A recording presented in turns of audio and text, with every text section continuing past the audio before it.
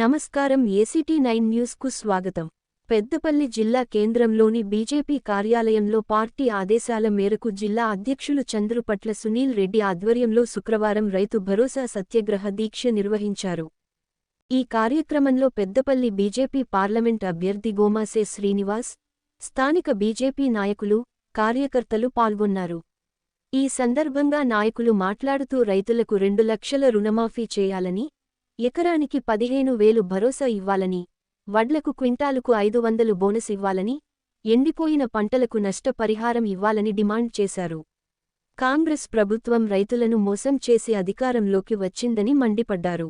వెంటనే రైతులకు ప్రకటించిన హామీలను నెరవేర్చాలని పార్టీ తరఫున డిమాండ్ చేశారు. రైతులని గోసబెట్టుకుంటుందంటే వాళ్ళు ఇచ్చిన హామీలు ఏవైతున్నాయో, గ్యారంటీలు ఏవైతున్నాయో, మరి ఈ గ్యారంటీలు ఏవి కూడా అమలు చేయకుండా 4 నెలలైనా కానీ ఇప్పుడు కూడా కాలక్షేపం చేసుకుంటా మరి రైతుల పొలాలు దాదాపు క్రిటికల్ స్టేజ్ ఉన్న సమయంలో కూడా గవర్నమెంట్ ఆదుకునే ప్రయత్నం చేయకుండా వాళ్ళు ఇచ్చిన హామీలల్లో మొట్టమొదటి హామీ కాంగ్రెస్ గవర్నమెంట్కి వచ్చినాక ఇమ్మీడియట్ తక్షణమే 2 లక్షల రుణమాఫీ చేస్తా అని చెప్పడం, రైతులకి 15,000 రూపాయలు, మరి అదేవిధంగా కౌలు రైతులకు కూడా 15,000 రూపాయలు, రైతు కూలీలకి 12,000 రూపాయలు ఇస్తా అని చెప్పి ఇప్పటి వరకు 5 ఎకరాల దాటిన రైతులకి అసలు రైతు బంధు వేయలేదు. అదేవిధంగా మరి రైతులకి 500 రూపాయలు బోనస్ అదనంగా చెల్లిస్తామని చెప్పిన కాంగ్రెస్ గవర్నమెంట్ దాన్ని కూడా మొత్తానికే పక్కన పెట్టడం జరిగింది. ఇవాళ రైతులు అనేక విధాలుగా నష్టపోతున్నారు.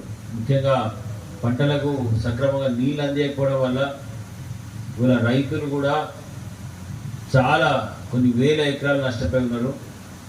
నష్టపోయిన రైతులకు కూడా 25,000 చొప్పున కట్టియాలని భారతీయ జనతా పార్టీ తరఫున డిమాండ్ చేస్తున్నాం. అదేవిధంగా ముఖ్యంగా ఈ మంతని పెద్దపల్లి ప్రాంతానికి సంబంధించి B83, 86 కెనాల ద్వారా ఒక్కసారన్నా వాటర్ వదిలినట్టయితే మరి రైతులకి చివరి క్షణాలైనా ఆదుకున్న పరిస్థితి ఉంటుంది. కానీ గవర్నమెంట్ మాత్రం నిమ్మకు నీరెత్తినట్టే ఉన్నది. మరి అనేక రైతుల సమస్యలు, ఈ సమస్యల పట్ల భారతీయ జనతా పార్టీ మన రాష్ట్ర పిలుపు మేరకి ఎక్కడిదక్కడ ప్రతి జిల్లా కేంద్రంలో ఇవాళ రైతు దీక్ష చేయడం జరుగుతుంది. ఈ దేశం స్వతంత్ర దేశంగా మారడానికి, ఈ దేశము ప్రజాస్వామిక దేశంగా మారడానికి, ఈ దేశంలో వేలాది మంది భారతదేశంలో దేశం కోసం మనము, మన కోసం దేశము అని దేశభక్తున్నటువంటి నాయకులు ఎంతో మంది బయలైతే ఆ బలైనటువంటి వాళ్ళకు ప్రజా పరిపాలన కావాలి, బలిగాని కుటుంబాలకు కుటుంబ పాలన కావాలి.